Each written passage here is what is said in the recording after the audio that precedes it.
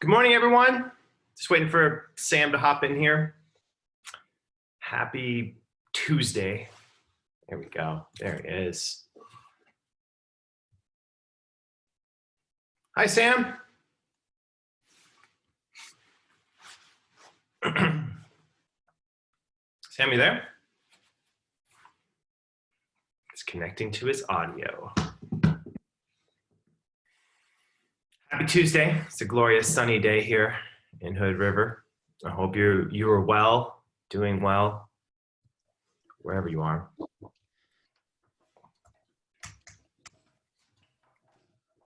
There you are, Sam. Hey man, good to see you. Yeah, you too. How's it going? Yeah, mate, it's going really well. Got some had a really nice day. It's 5 o'clock here. Been beautiful weather for us, which is even better. Good stuff. Am I sounding okay? Do you want me to get my You sound headphones? great. We don't have video yet. Cool. Yeah, amazing. Yeah, we don't have a video. Yeah, it was turned off automatically. I tried to get on it, but it said it's been stopped by the host. Oh, interesting. Let's see if I can do this again.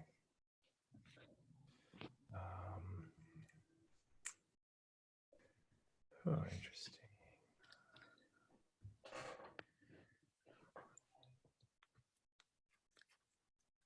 John, if you make him a co-host, he should be able to put his video on. Okay, good. Hi, Ashley. Hey, Sam. Excited for this today. Thank you so much for being here. Yeah, no, my pleasure. It's going to be fun. I've been looking forward to this all day. So thank you for all your help organising it and emailing me and stuff.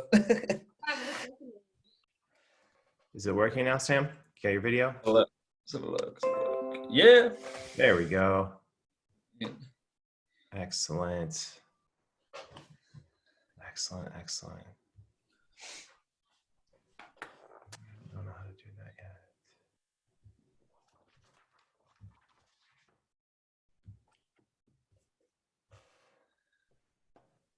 Okay, we got it.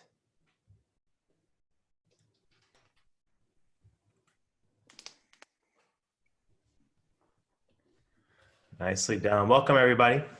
Happy Tuesday to everyone out there. I believe it is Tuesday in most time zones this week. Sam, it's good to see you. John, great to be here. Thank you so much for having me. Yeah, really grateful for this hour we've got together. It's going to be fun.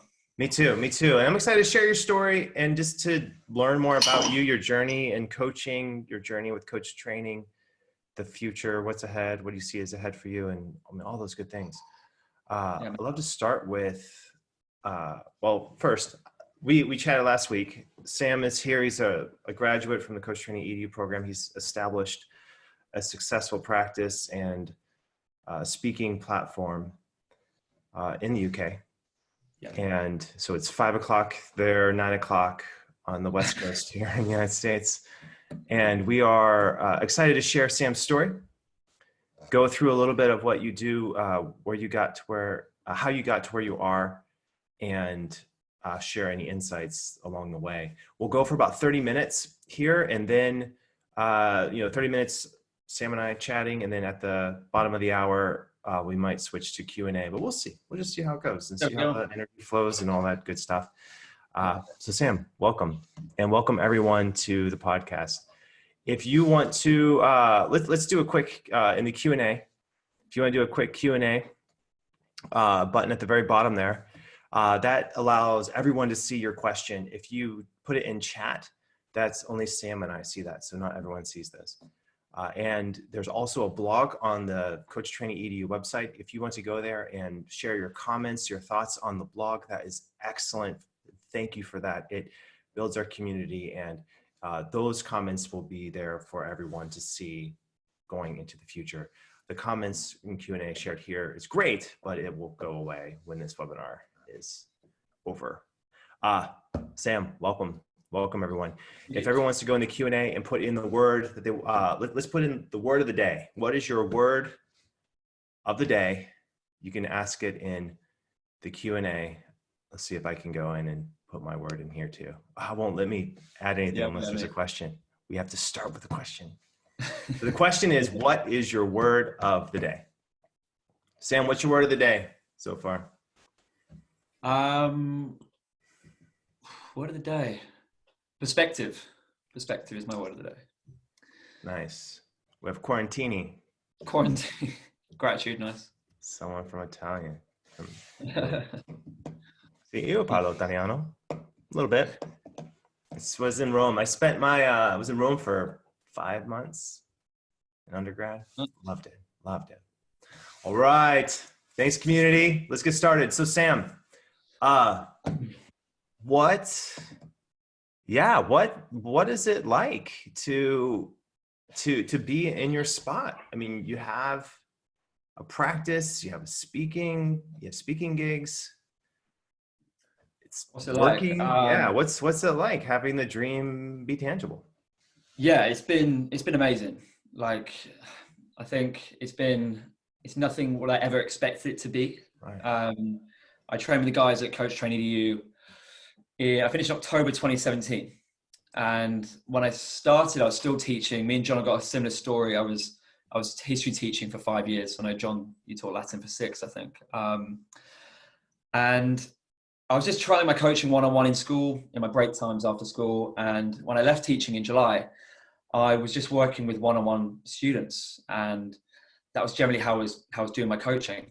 And since then, it's grown. We've got a little team with us now. Not as big as you guys, but we've got a little team of coaches in the UK.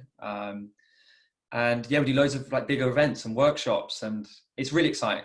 Like, hard work, but super rewarding. And I really feel like I found my passion and my purpose. But it all started, in 2017 with you guys. What was the moment when you realized that, yes, this is going to work? This is happening. I think, I'm not sure if anyone's a teacher on here. Like, I love teaching, and I still do a bit of history teaching. It does give me an amazing buzz. But I was working with a 14-year-old student at a library in this little small town in England, where I was teaching, and I finished the coaching session. I can't remember what it was, but I was using the ALC student workbook, and I left the coaching session. I got in my car, and I was driving down the road, and I was just in floods of tears. And this wasn't like crying tears or anything upset about the session. It was like just being hit with life's purpose of, teaching's great, but like coaching gives students skills for life. And I remember driving down the road, music playing, and just an emotional time. But that was the moment where I was like, you know what, this works, and students really love it, and it gets results. So that was a good moment. Wow. I love that. When you, so teaching, what was the leap? What was the leap from teaching to coaching? Well, I guess we've got to go back a little bit. I never wanted to be a teacher. I never wanted to let's go back. Let's go back. So when did you realize, let's go back, high school, college. Like, what was the path from high school, college to teaching? Yeah, high school, college teaching. So when I was at school, I wasn't the most confident kid. I remember I had like comb over hair, Harry Potter glasses. I got picked on a little bit. And I wasn't very confident. It's a word that gets banded around lots with students, but I wasn't like the most confident kid. But my dad and all my family history was in the military. So my dad fought in the Falklands War, which was between the UK and Argentina in the 1980s. So growing up as your dad is like this Marine, right? Tough, hard guy. And I definitely wasn't that. But I felt that to get the confidence I needed, I had to go and fight for my country. And guys, that's what I wanted to do so badly. Like, I got accepted in 2012 into the Royal Anglian Regiment in the British Army. And if you guys can imagine a time when you're at your best, when life was amazing, like that was the moment for me. But then 2 weeks later, I get another letter through the post after the acceptance letter that says, Sam, because you've been diagnosed with Crohn's disease, you will not be considered for the British Army. So like, in 2 weeks, my dream had been taken away from, this young kid really who just wanted confidence and to make his dad proud, to someone who now didn't have any direction, didn't have any focus to their life, and like was totally lost. So it was a really emotional time. I cried lots. I felt like a victim for years. My mum was a primary school teacher, so I guess that's their kindergarten age for you guys. She was. And I thought, you know what? let's go into education. It'll give me some skills. I love history. Maybe I'll enjoy it. And I started teaching, and I hated it. Well, I didn't hate it. I didn't feel it was me. It got so bad that I'd want to like turn away from my classes sometimes, and I was like welling up with tears because I felt like a victim. But like with what's going on in the world right now, like there can be some positives that come out of everything. And I was really, really low. I turned to a coach. I still think coaching's not that big here in the UK, but I turned to a coach, and in the space of half an hour, my whole perspective shifted, which is why I put that word on today. It was the 23rd of April, 2015. I spoke to this guy on the phone, cried lots again, but it felt like a weight off my shoulders. I felt like it was so good to express as a young man what was going on for me, you know, not bottling it up, like, you know. I learned the failure, the army thing wasn't for me. It was a blessing. I engaged with the failure. And I learned, a bit like John might have learned one day, I'm not sure, that like coaching needs to be in schools because it really, really helps. It helped me. So surely it could help other young people. And yeah, became a much better teacher, but then saw so many students who were struggling with anxiety, low mental health, not motivated, underachieving. And I didn't feel the support was right, and I didn't feel we were getting enough support for the kids. So one night in bed, I was like, literally, when I say one night in bed, because that's when I get my ideas, when my mind is quiet. And I got hit with this, like, right, what if I could coach students? And I did loads of research, found the guys at Coach Training EDU in the academic life coaching course. And yeah, I guess to sound cliche, the rest is history. But yeah, that was in April 2017, I started training. Wow. So it really hasn't been that long. I mean, we're coming up in 3 years that you've been. No, it feels moving this. Here we are. It feels like a long time. Like, you know, we train teachers now in the UK and give them coaching skills and parents, and it's grown a lot, like very fast. And I think when you're in a business, in an organization, you don't sometimes appreciate what you've done. And I think with everything going on, I've had a chance to slow down and actually kind of reflect on what's going and what we've achieved. And you know, we helped 350 students in 2019.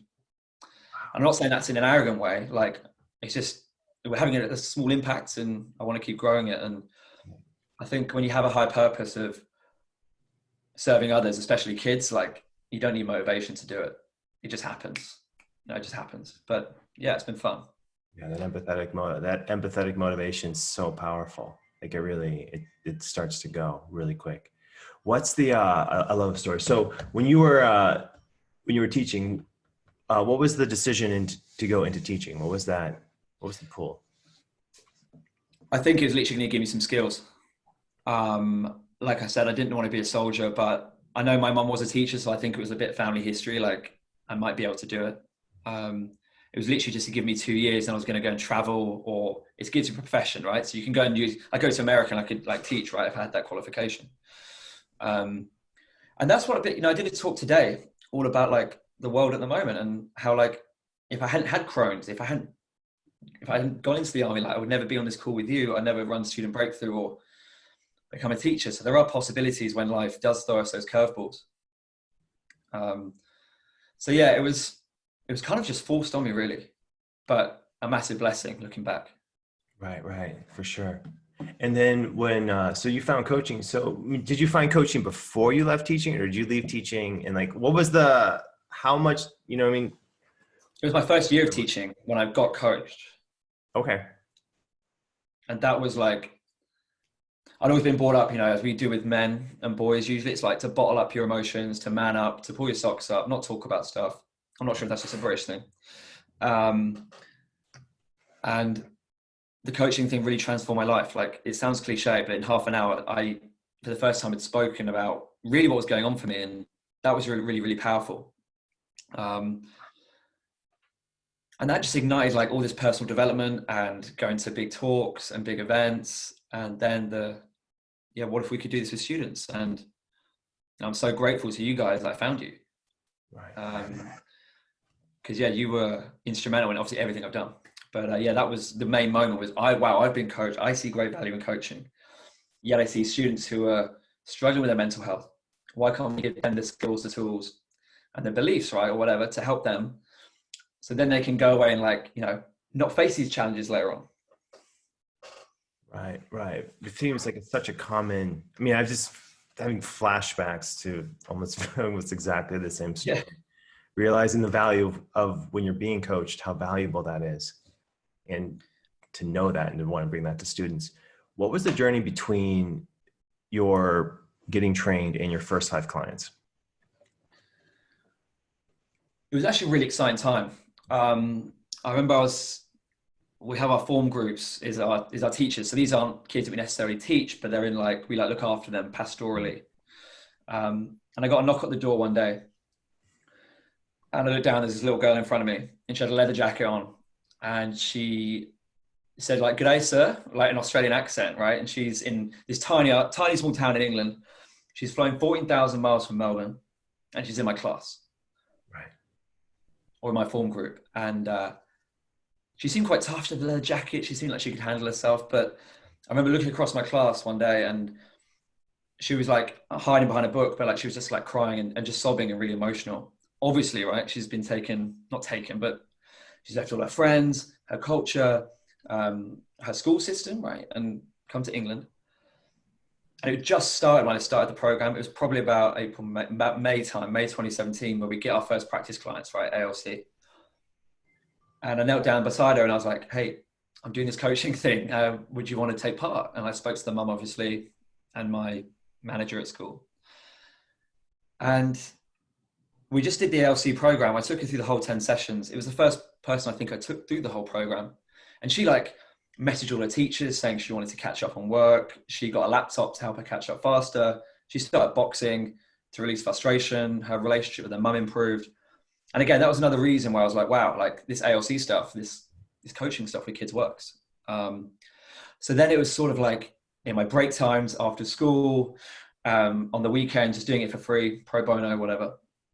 Until I kind of thought, this works. Like, and I think I could have been content with working in school and doing my coaching in school and staying being a teacher, but I've always wanted to work for myself. And I remember sitting in a park once, just writing down names of businesses or ideas for how can I run a business within education. And the two just kind of, obviously, one day just merged, that coaching and the experience that I've had kind of come together, and we can run this. So yeah, lots of pro bono basically, and free stuff, and just putting in the work, you know, putting in the determination to just keep getting better, right, and helping more people. When did it switch? When did it switch from pro bono to paid? I've actually got this in my 1 line a day journal, right? I've got a 1 line a day journal. I'm not going to go and get it, but it would say, I think on March 28th last year, let's say March 28th last year, no, 2 years ago, I got my first paid client.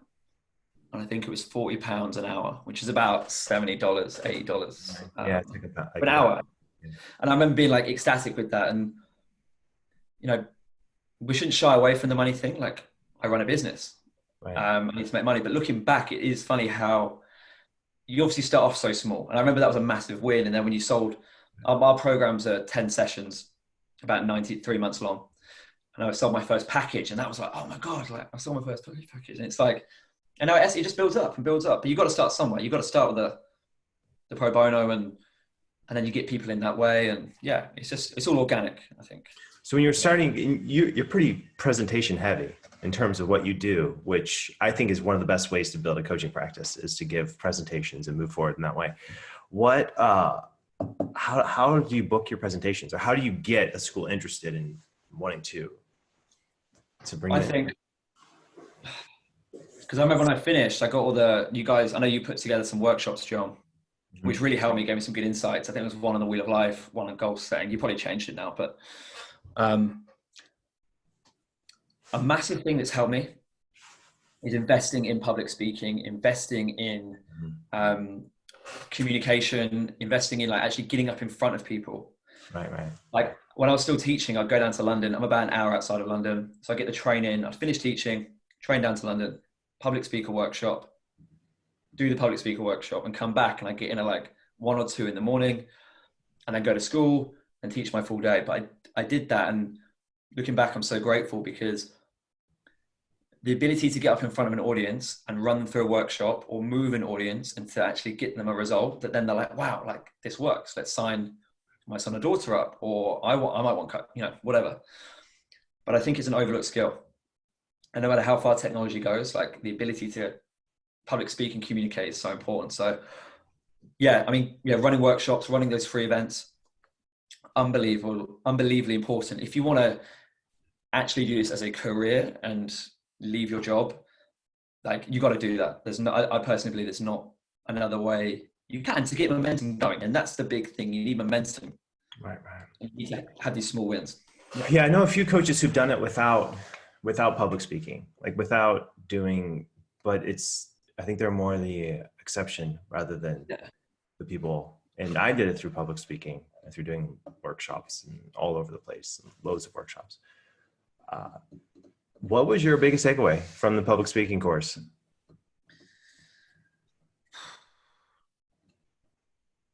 It sounds a bit cliche, but it's like, it's getting comfortable being uncomfortable, I guess, if that makes sense. So be comfortable, because there's a difference to me. I could teach 30 kids and I could teach history, but getting up in front of a room full of adults, right, and talking about my story and what I was coaching was challenging. So it's just having that familiarity with getting up in front of an audience.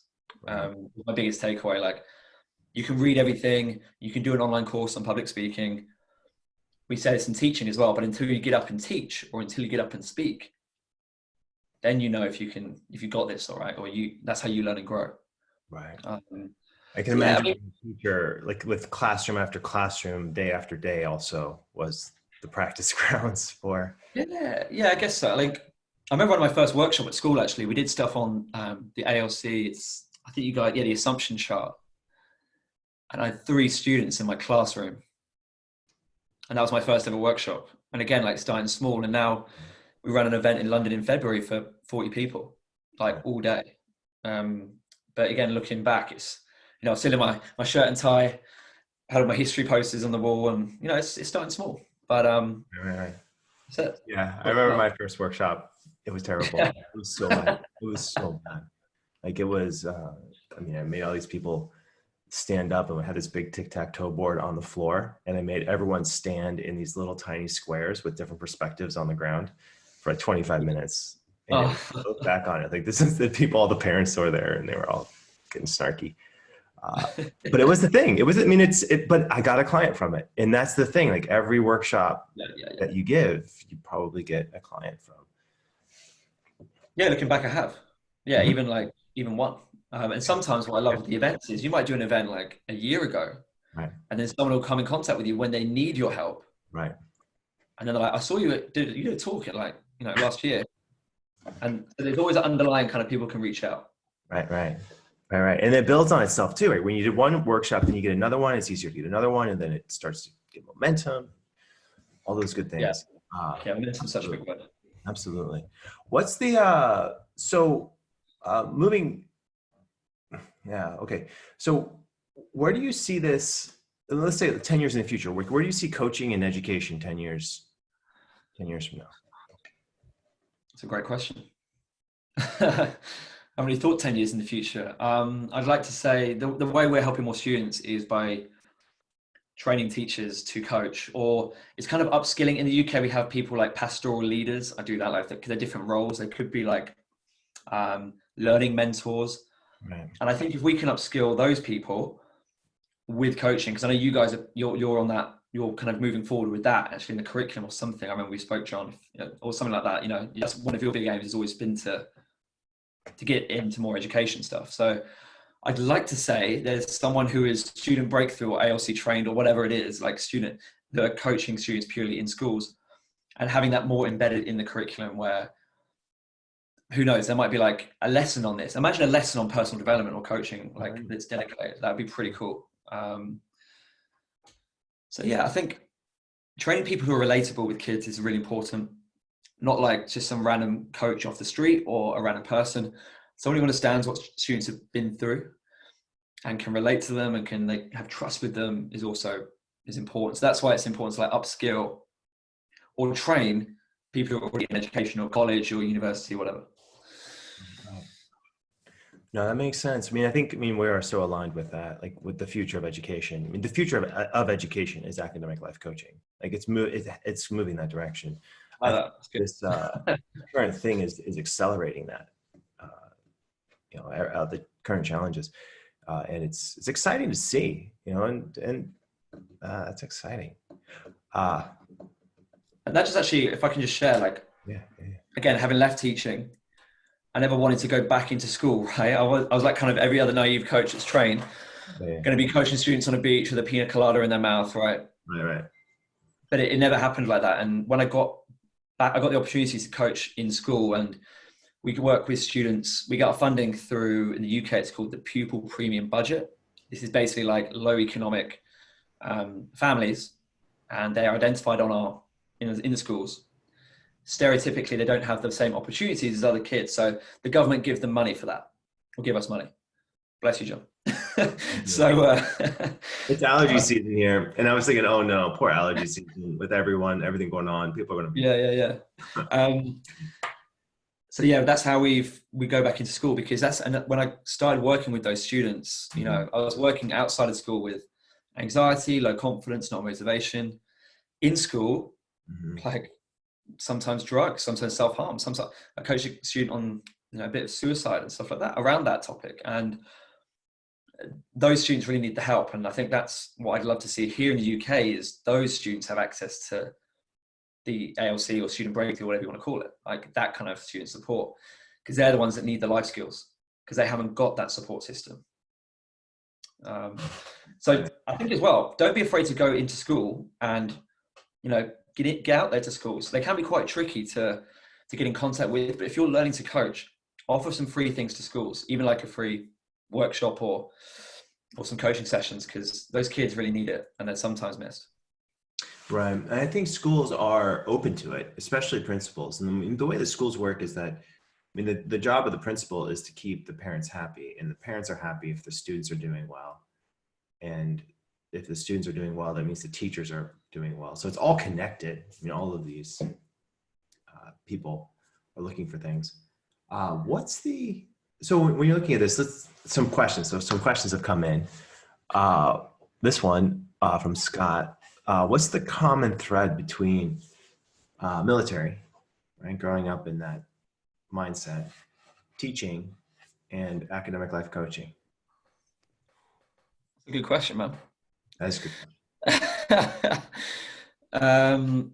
What's the common thread between military teaching and academic life coaching? I guess for me, the easy answer there is like, I'm around people and I'm helping people. I guess like military, you're helping your country. I never went down that route, so I can only guess really. But like you're serving. Actually, okay, there's a couple of things here. So I think number one is you're helping people. Military, you might be helping a community you're working in, or even like your, I want to say teammates, other soldiers, whatever. Teaching, you're helping obviously the students, and life coaching, you're giving students and everyone life skills. I think all of them for me had a higher purpose. So military was like, it wasn't really a high purpose I live with now, but like fighting for my country, making my dad proud. But teaching and life coaching have a high purpose of contribution. So maybe they're all focused on contribution, which I believe is the best way to gain fulfillment. Go and serve another human being, go and give someone some life skills. So I think it's high purpose, contribution, and you're with people. And they're all people jobs, aren't they? Like kind of obvious point there, but yeah, it's a great question. Thanks, Scott. Cheers, mate. Yeah, nice. When you were you're going back a little bit to the public speaking, what's your go-to, like what's your go-to story? Like what's your go-to 2-minute or like 1-minute story that you open with or put more towards the beginning of your talks? Kind of a little bit like what I did now, which is the whole reason I got here. So I usually start with, it's my story, literally, as I said, like the low confident kid. And I do the thing, like I want everyone to imagine a time they were there. And by the way, if you're public speaking, the best word to use for public speaking is the word imagine, right? Underrated word. Use that, the audience starts to actually picture what you're going through. So I said on the start, I think, imagine a time when you're at your best. Nice. And then imagine a time when you're at your worst. So for me, I got that letter through the post on the Royal Anglians, make it visible. So I usually say, like, I smashed my coffee cup across the floor, which I did. Never lie, obviously. And then I cried for days and it was really emotional. So paint a picture. But the word imagine to start your talks off. So whenever I do my talks at schools, like, I go on the right-hand side of the stage and I'll say, potentially right now, your school might not have the best, and I'm making it up here, emotional support. Possibly you have students who are anxious and just maybe they're lacking motivation. And then I walk across the stage to the left and there'll be, just imagine if we gave them new coaching skills to express themselves. Just imagine if we have better connections with our students. Just imagine if your students are more happy. So that's kind of how I set up, and then I go into my story. But yeah, use the word imagine. It's amazing.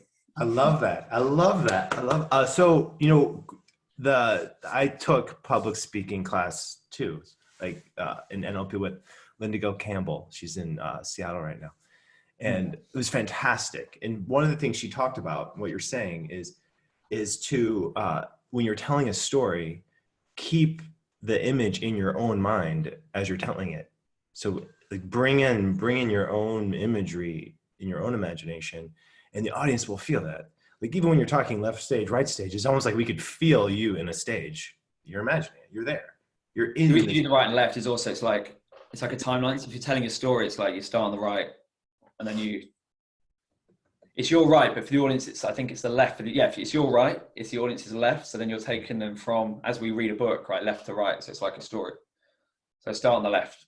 You're right. You're the speaker. Much. I love it. There's so much that goes into it. You know, in that same class, she talked about the what, why, and how, like in what if.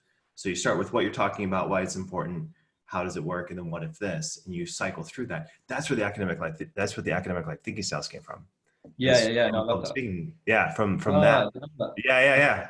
Right. It's the Yeah. same, all the pieces together. And it's exciting. I mean, it's exciting for me to see you like take it and run with it, you know, and do what you're doing with it. Yes. Inspiring.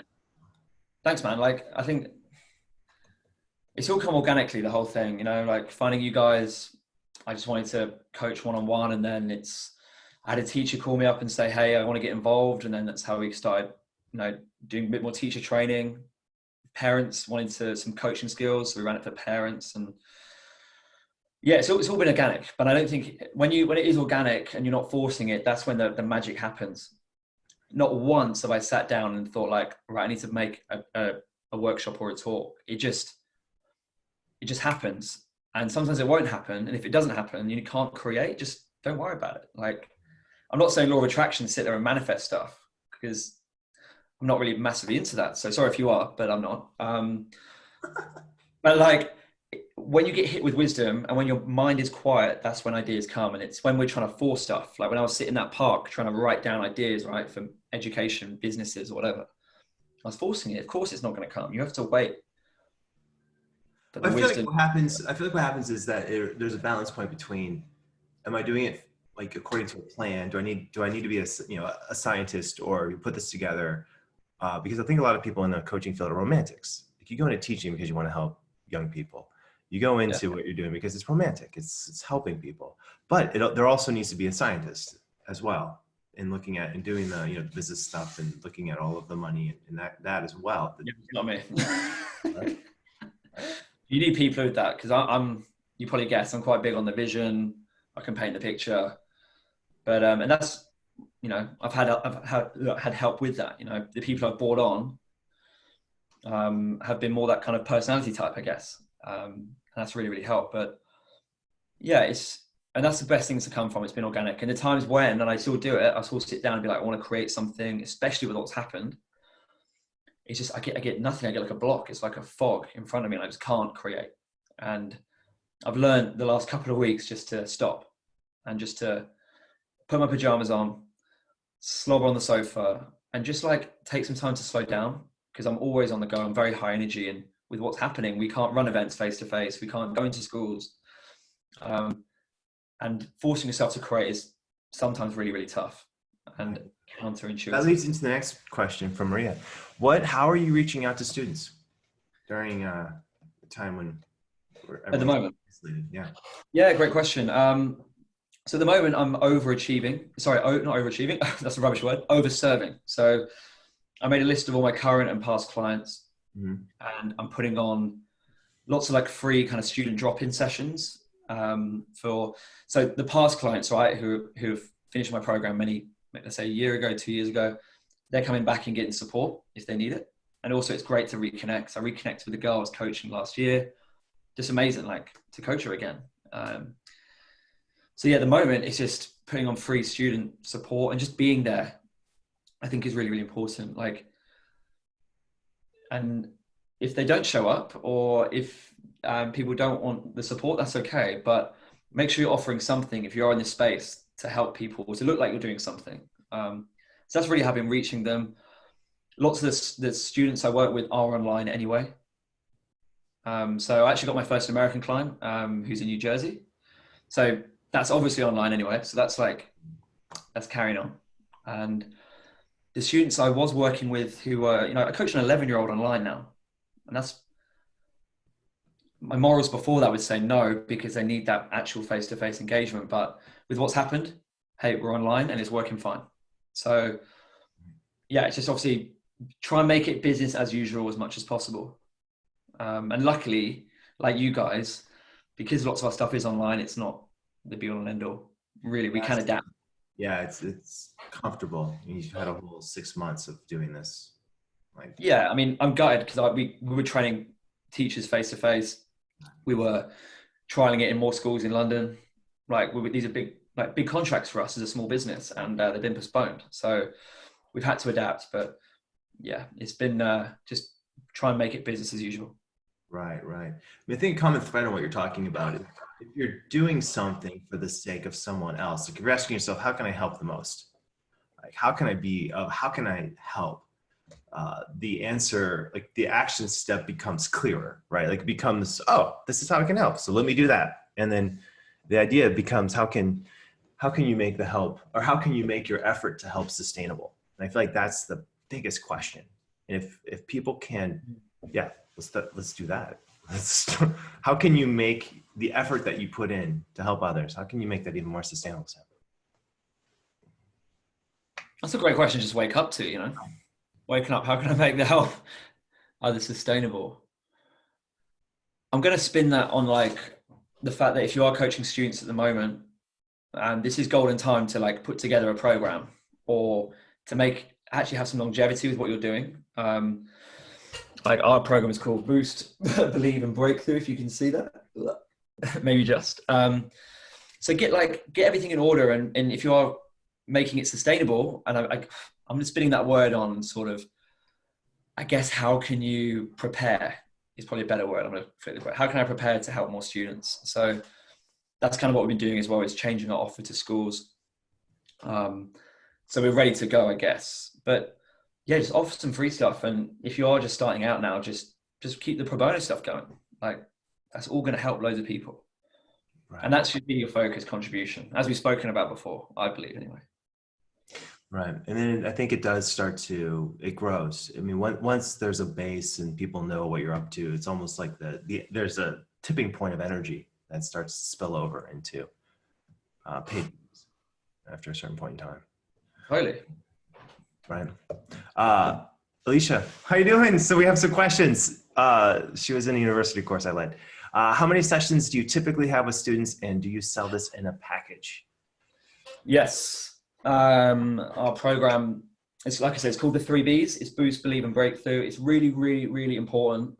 I can't stress this enough, to package your program into a process, and to make it accessible, because some people like to know the steps. So you do this thing, and then this thing, and then this thing. Same as the ALC book. When I was doing it was like a week. It was broken down by weeks. And again, that's a process. So yeah, our program's 10 sessions. I just chose 10 with an intro session. So it's 11. And that's what we take students through. Our workshops in schools. Here's a golden nugget if you want to work in schools, which I found out. We were working with students on 6 sessions, which is a school term in the UK. back to back. And I've totally changed that for when schools go back. So we're actually going to do 12 sessions throughout the whole year with parent and teacher events. I'm going to put my program online somehow so they can keep working through it. So you've got longevity. So schools in the UK like to see that. They don't like you just showing up for 6 weeks. It's like, well, how can we have a longer impact with this, with the students? How can we get the parents involved? How can we get the teachers involved? So yeah, the school one is going to be like 12 sessions, either workshops or one-on-one. Yeah, so I guess it's just adaptable, but you want to take people through a process. So again, have a think about that. Have a think what like tools. The ALC program is great. Like have a look. What tools you really love and what do you connect with? I love that. It's almost like you're approaching a school and asking them, or you're presenting with them, this is a tool, this is a way for us to help parent, teacher, student relationship. If you draw like, I can't really share it, but I drew a flow diagram with student in the middle, right, and then parent or carer, like a flow diagram going around it. So parent, teacher, and student breakthrough coach, but the student's in the middle. So before we were kind of just working with the students, so the relationship with student and coach. The insight I've had, what schools really want, they want this longevity, this like whole holistic approach. So you have, I don't know, you text home their action steps to the parents, which is what we do outside of school, but why can't we do that inside or email them? Why can't we email that to the teachers? So like John's got to work on, I don't know, putting his hand up twice a day in maths or whatever it is, right? But we bring everyone involved. So then we get a real transformation or breakthrough, because I feel that sometimes that can be the fall down with the school coaching is the parents aren't necessarily involved. So we're going to do like parent Kickstarter events, let them know what coaching is, give them some coaching skills like the levels of listening, questioning. That's what we do in our events for parents, really. So they can have better conversations with their kids. Then everyone's held accountable, everyone makes progress, and we get results. I love it. I love it because when I was working with students, I mean, it wasn't as sophisticated as this. It just was me working with a student. And oftentimes the thing is, when you work with a student, they transform in coaching, but then it takes you know, a couple weeks for the parents in their life to realize, or the adults in their life to realize, whoa, this student is actually moving forward. Like they're changing. You know, there's a gap in that. You're closing the gap. But it's so important to get parents involved because they're the biggest stakeholders. You can be the best coach in the world. You can be the best teacher in the world. Like mum and dad or the carer or whoever's in charge is the most significant person. So right. That's what really should be your aim of the workshops, is to upskill parents. Like forget about the money will come, right? But like, or like the coaching clients. But if you can upskill parents and take them through, I've honestly run a workshop for parents, did the Wheel of Life. I had 60-year-olds like standing up and crying because they've never done like any development on themselves. For me, this is like usual stuff. But again, they're like, wow, we set some action steps. We don't just leave them in that place, right, of vulnerability. But then they're like, wow, this is so beneficial. And I know the Wheel of Life is kind of basic, but then, oh, wow, well, maybe my son, John, really, this could be beneficial to him. So parents, don't overlook parents. They're the ones you should be targeting to some extent with what you're doing. Absolutely. Let's go back to some of these questions. They're great. How many students do you typically work with at one time? And how many, and per week with your workshops? It depends on the school. So sometimes we're contracted to go in for one day. So I went to school in Manchester, which is a good like 4 hours away from me. And I worked with like 250 students in a day, maybe less than that, maybe 200. We had groups of 30. So 30 with our team. We're doing typically like that was obviously the more students you have, the less impact. Our workshops usually are like between 3 to 10 students. But it can be like, you know, big talks, like 100 students. It's okay, but you got to think of the impact because there's only sometimes one of you. So in schools, we usually I'll do a big talk at the start and then we'll do breakout rooms. So we'll have one, let's say for instance, one of my team doing the Wheel of Life, one person doing beliefs, one person, let's say vision, whatever it is. And then the students bounce around the room. So we kind of split them up. But yeah, I keep the workshops generally quite small. And it's about grouping the students in the right way. So usually the school will group all the anxious, shy girls together, right? And then they'll group all the like boisterous, unmotivated boys together. So you have the same, because otherwise people need to be able to share. And that's, again, the problem with students sometimes in workshops is who wants to be vulnerable in high school? Like, let's be honest, you know? So you got to make the space. And that's why, just going back to the story thing, telling your story and being vulnerable, like, hey, I've got Crohn's, like I cried lots, this is what I've overcome. Then students are like, wow, sounds okay to share that, then I can be open. So when you're coaching or even workshops, you might know this, so sorry if you do, but I'm pretty vulnerable with them at the start. In Sonia, when we in the last week with Sonia, we looked at the the Cartman drama triangle, and the growth happens when you change victim to vulnerable. Exactly what you're talking about. Oh, nice. Yeah, Right. yeah. Exactly what you're talking about, because vulnerability is so compelling. Victim, no.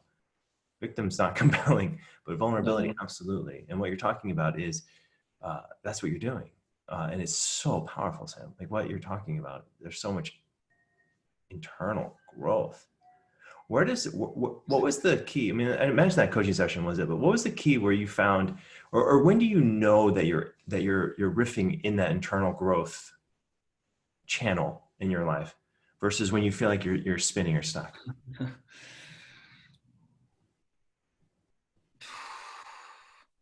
So the question being, when do I know that I'm growing and not like getting caught up in everything?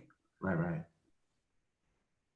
I think when you've got a goal that's, or an outcome that's slightly stretched a little bit, like it's quite big for you, and then you go and achieve it and follow through on it. Like I'm not saying, like for me right now, a big goal would be to go and put our program into an app. Like that's huge and it looks quite scary at the moment. So I'm not really doing it. But one of my goals before was to take Student Breakthrough to London, which is a big thing for us.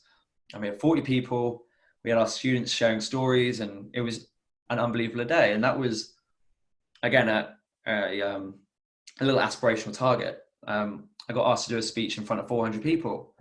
Obviously, I was nervous, but again, it was something that stretched me, and I went and achieved it, and it felt good. So I think it's the balance between like those big, scary, sometimes overarching goals, and also just having something that's gonna push you a little bit and then achieve it, and then a little bit and then achieve it, a little bit and achieve it, and then that's how you build it up. Wow, it's like using the goals for the sake of personal development, essentially. Yeah, I guess so. Yeah, it's kind of like smart targets, isn't it? Like having the big goal, but then breaking it down into little things. I guess that's it plays between like goal focused coaching and developmental coaching, like the two realms. Here, I'm going to share a link too. Here's a link to the blog where Sam is, and afterwards, if you want to comment there, and if you, any questions for Sam, we'll monitor it as well. That's fantastic. There's some more here. There's some great questions here. What's the one message you wish every student heard? Failure is a blessing. After I'd done the ALC stuff and I was working in schools, I'd actually printed that out in my classroom, right? In my classroom at school, that failure is a blessing. I had to justify it to the head teacher, the principal. yeah. This message. Because obviously school is like the opposite of that. Like unfortunately, students judge their self-worth on a grade. I'd say failure is a blessing, because if I'd learned that, then I would have realized that the whole army thing, yes, it can be painful, and failure is painful. Like, and setbacks are painful. I get that, but that it actually is the springboard for growth and for development and for learning. So I think if every student had that they're going to fail, that's okay, and you're going to come back stronger from it, would be amazing. Because I've seen so many kids, so many students who've crumbled because they haven't got like the grade, right? They haven't got the A or whatever it is. Like, you've got to think bigger than that. But I think students are so, in education, we narrow it down to like, John, if you don't get this A, then you're not worthy. And, we're not going to, you're not going to get that connection from us. So yeah, failure is a blessing, 100%. I love it. Love it. What's the, and these are all from Alicia, by the way, these are great questions. What's the one business skill you wish you knew at the beginning of your business? The one business skill I knew at the start. God, that is a good question. One business skill I want to know at the start. I think it's maybe not a skill, but it's an appreciation that I've said that everything's organic, but at times I've been trying to control stuff too much. And I think the one business, because I with my Crohn's, I've never had a flare up in my life. Last year I was in hospital for 4 days with a flare up. And I genuinely believe it was linked to stress and anxiety and just burnout. So I think for me, it's when you've got the motivation, I think John said empathetic motivation. I really love that. You know, I don't need to wake up and like do some ritual to get motivated for this. I need motivation to slow down, if that makes sense. So I think the business skill for me would be just slow down. Like I'm reading Simon Sinek's Infinite Game at the moment, amazing book, where it's basically like you got the whole life to achieve everything. You don't need, there's no wins in business necessarily. There might be financial wins, but you've got to have a higher purpose of serving students. And that's going to take a while. I get that, maybe my whole life. So I think my business skill would be to slow down, which might not be what you want to hear. And just don't burn yourself out. Yeah. What would yours be, John? I'm curious. Yeah. Interesting. I think for me, it's the empathetic motivation. Even now I come back to it all the time. It's this play between being motivated because you want to achieve something for your own goals, and then really shifting towards asking yourself, what can I do to be of most help to most people? And it's a practice. It's almost like a life practice, and it never stops. And I think I feel fortunate that I got that very early. Moise, she's also a trained life coach, and a lot of our conversations are around coaching, and that came up a lot for us.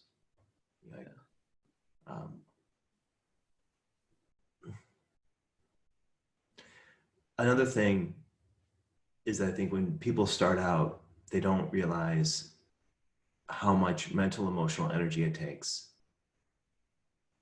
to be okay at the beginning, to manage yourself. Like, you think people would just take that for granted. Like, oh, I should be motivated, or I should be like up, or I should feel a certain way, or should be excited, or whatever it is. And like, I just don't feel it. Like paying attention to that and really attending to your own self-care and your own mental, emotional space is a full half the battle. I think that's half of it right there. Oh, amazing. Like, yeah, totally. I think we're talking about resilience. That's why you've got to have a high purpose. If you don't have it, and again, Simon Sinek, you've all heard the Reason Why speech, amazing speech, but like he talks about high purpose, because when you have that, when you face the knocks, which, spoiler alert, if you start your own business, you're going to face many knocks. Right. Like so many, but if you have the high purpose, that's something I think would be great, a skill to realize is focus on the high purpose. You're going to have knocks, but you're always going to be able to come back from them. And I think that's really, really important as you grow and as you develop. Well, I think the setbacks then become information. I mean, when you can put setbacks, we can start taking setbacks and failure as, processing as, that's what you're speaking to. It's processing failure as learning, essentially. Yeah, I agree.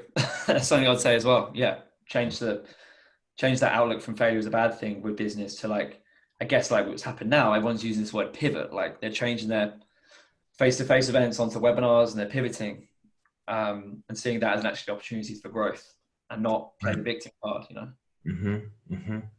Yeah. And how can, I guess the word for 2020 is pivot. Everyone's.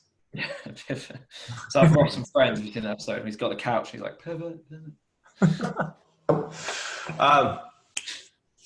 Talking like this for an hour, what new insight have you had over the past 50 some minutes? The insight I've had that I just really, really love this work as a selfish thing. Like I love talking about this. I love talking coaching, helping students. I'm really, really energized off the call. I think the other thing I'm trying to think of like something tangible I've noticed. I just feel really great. I feel really positive. And it's 6 o'clock now, so it's the end of the day, but like, I'm good to go. I've got energy. I think it's nice to reflect on there's the struggle, the uncertainty that got me here. I think it's quite nice. And I think everyone should reflect on that. There's a fantastic quote from Steve Jobs that says, you can't connect the dots looking forward. You can only connect them looking backwards. So you have to trust that the dots will connect somewhere in the future. You got to trust in your gut, destiny, life, karma, that the dots will eventually connect down the road. And I think if you just look back in your own life, if you're watching this, like the big setbacks you faced, the challenges you faced, they've led you to this moment. And I think where we are right now, the dots will connect again. And I think that's been nice for me personally, and hopefully everyone else, to realize that what they have gone through has actually made them stronger. And it sounds a bit cliche, but like John said, the setbacks that is the room, is the spark for growth and change. Right. And it feels like, to me right now, like anytime there's massive shift or change, there's also massive opportunity. And there's the world right now is shifting before our eyes, just really quickly. And the question is, how can we adapt? And how can you still give and be of service? I mean, that's the golden question right now that everyone's asking themselves. How can we still give and be of service? Even with all the constraints that we have at the moment. But in a way, those constraints become the structure. That's a beautiful thing. Yeah, nice. When that happens. Here's one from Maria. When failure is a blessing, what would burnout give you? I love all these coaching questions too, by the way. It feels like they're very coaching informed. These questions are great. Love it. Yeah. So what was the question? If failure is a blessing. If failure is a blessing, what is burnout?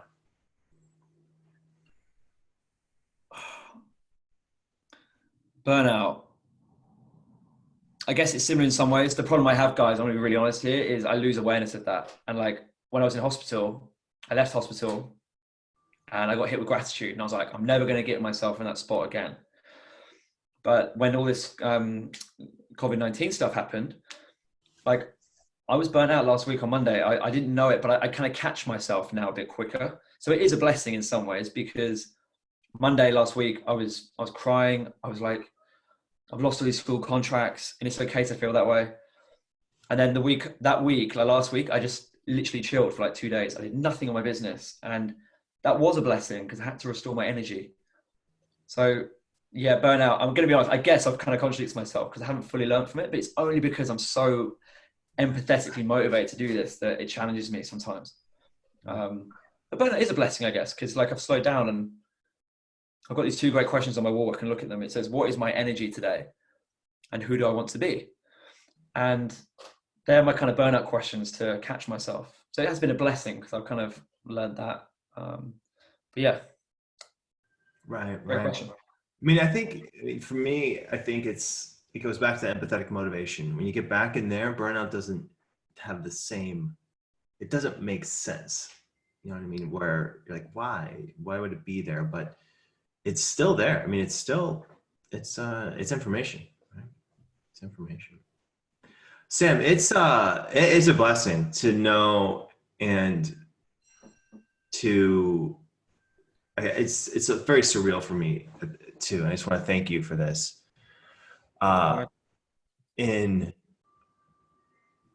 I was teaching, and I knew very similarly, like, I experienced coaching.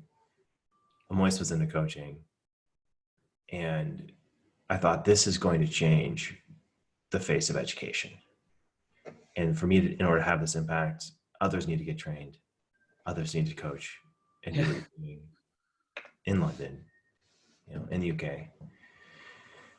And here we are, right? Connecting on a webinar with a community of people who are all in it, trying to help students at a critical point in time really move education forward. And I just want to thank you for being there, doing it, listening, following that thread, and doing what you're doing with Student Breakthrough. Thank you. Thank you for this interview, for sharing your story, for you being you, sharing your vulnerability. It's incredibly compelling and fulfilling, and it furthers the mission. And decades from now, I think we'll look back at this and think, yeah, this really was the beginning of, a revolution, a mild, a quiet revolution, but a revolution in the way that we approach students. 100%. And that's the thing we got to think about as well, is when we go back, what the challenge is going to be. And like, students are going to need this support even more. So that's what I mean. Like, if you're wanting to get into schools, like, now's the time to start planning how you're going to work and what could you offer them, because the kids are going to need this. And it could be the launch pad for student coaching being more in schools. Who knows? Yep, this is it. There's a big opportunity here at hand, when even now, but next year, next September, absolutely Yes. big. Well, thank you, Sam. We'll end here. And thank you, everyone. Please go to that blog post, that blog. If you have any other follow-up questions you want to ask Sam, I'll post it again. And thank you, Coach Training EDU. And we have a new tagline. It's "Coaching to Flourish" is our tagline. And it's the first time I'm saying it publicly out loud. Thank you, everyone. Go flourish. Thanks, Sam.